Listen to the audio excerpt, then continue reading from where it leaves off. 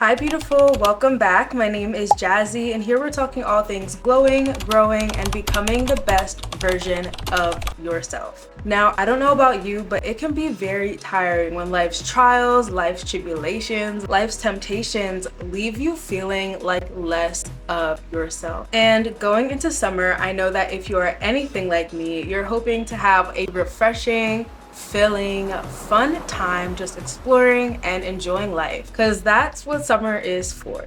Now, at the same time, when the sun's out, things can start getting a little bit messy. But today we're going to be talking about things you can do on your internal glow up to really secure and solidify peace in your life as you're still enjoying and growing and glowing and all of those things. So in building the peaceful life that you deserve, there are 3 main points that you're going to need to develop.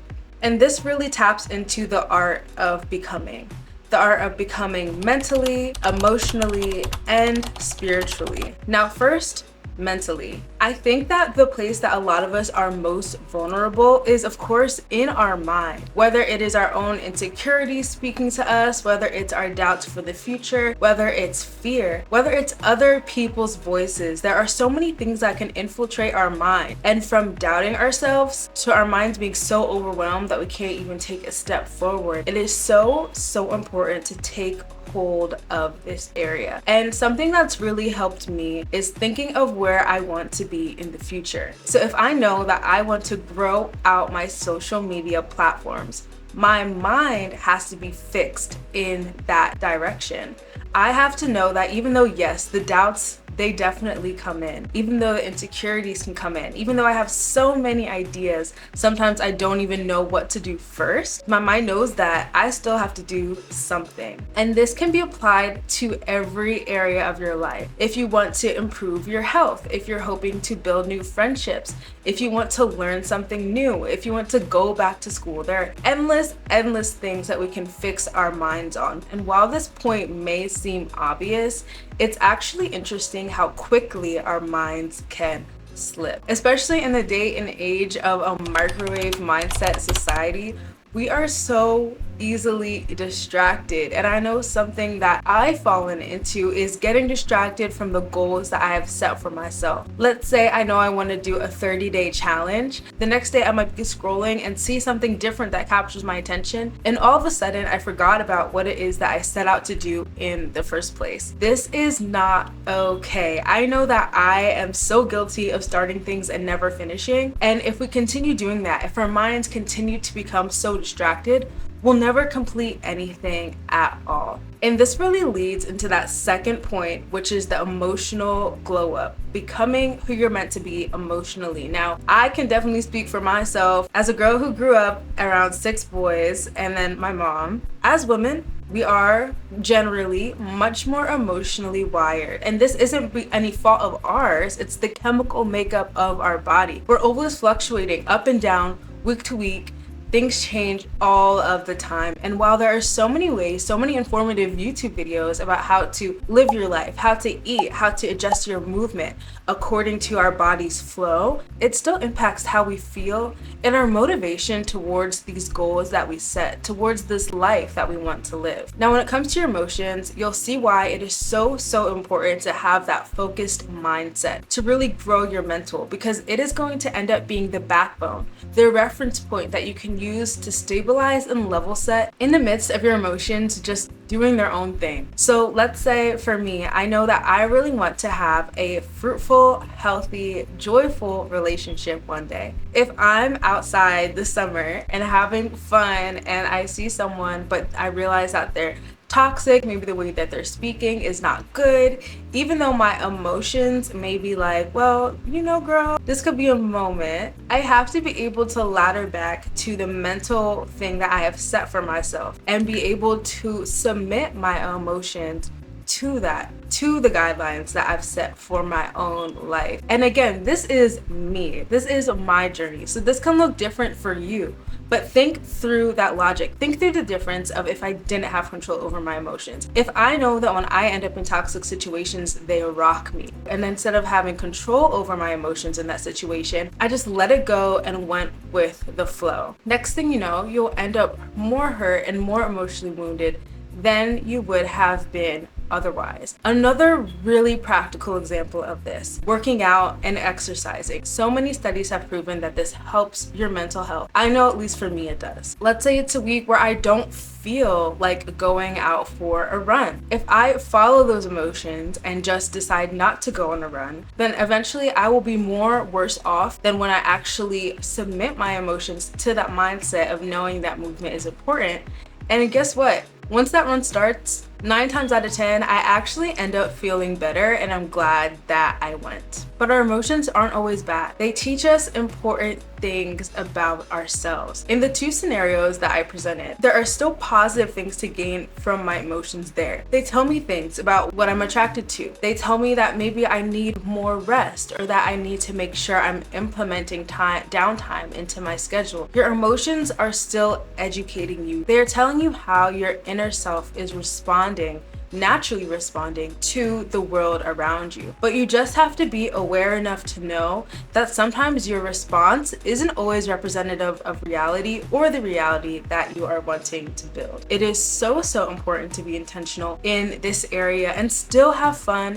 It's still okay to make mistakes. We are not going to be perfect at all, but there is such a difference, such a flip between allowing your emotions to just guide you and being intentional with always laddering back to the mindset that you have and the dream life that you see and that you desire for yourself. And combining these 2 things will keep you at peace. It is so chaotic to have a vision of how you want to be in your mind, but to be living and operating in an emotional space that is completely contrary to that. It is so chaotic, and it's just not a fun place to be. And with your emotions, the most beautiful, fun part is when your emotions begin to align with that dream life that you saw for yourself. Another thing that I'm starting to prioritize is being in more social settings, being intentional with being around people. I can end up being a homebody for many reasons. It's just a lot easier for me to stay inside sometimes, or when I go out to be in places that aren't around other people. But I want to be more intentional and find more valuable connections in my city, in Philly. And so when I find moments when I get excited to go to events, when I start looking forward to those things, it's exciting because my emotions are aligning with my mindset, with the mental goal that I have set for myself. And that's when you really know you are on track. But it takes time to be intentional. It takes time to rewire your brain.